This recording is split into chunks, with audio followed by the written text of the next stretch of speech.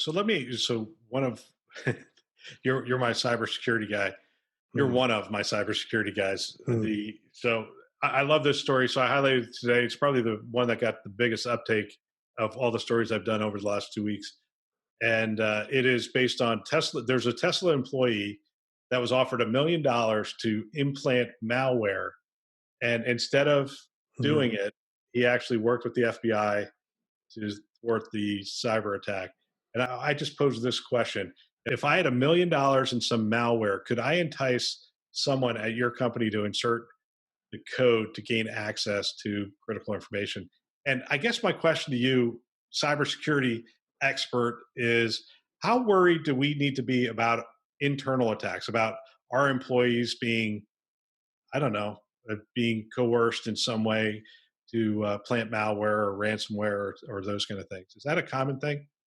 I think in a nutshell, in its simplest form, that's what phishing is. That you send somebody an email and you ask them something, you give them some piece of information that they're really interested in, and they click on a link and they accidentally install malware, and you're not even paying them for it. You're giving them something that they think they want, and then they accidentally misstep.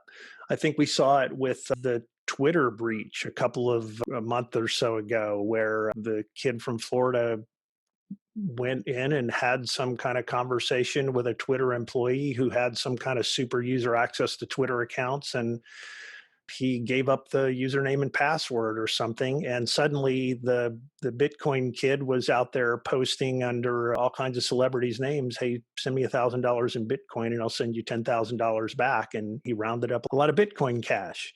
So I think if you have employees who will do it accidentally, there's certainly the possibility that you have employees that would do it for payment. It's probably just a matter of what's the number. And then the individual, I don't know, this is like everything else, right? People are just doing some kind of calculation in their head about the risk of being caught, the amount of damage that it might actually do if they took part in it, and how much do they want $1 million. Yeah, I think the risk is there. And it's something we have to look out for all the time.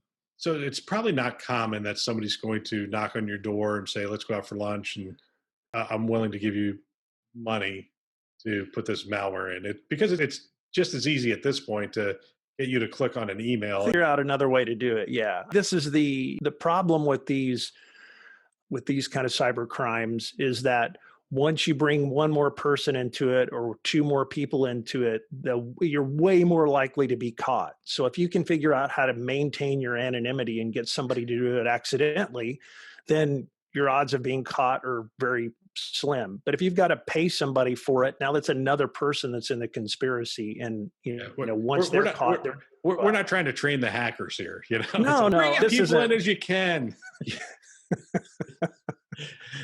This Oh is, man. I think this is I have a friend at CI Security who does a Facebook Live every week, and the same conversation comes up when we may be talking about things. There are times where I'm just, oh man, don't say that out loud, because bad guys are listening. His opinion about this, he's a CISO, is that anything that I've thought of, there's tons of people that have already thought of it. So even if you think it's a genius idea and nobody's come up with it, people have come up with it. So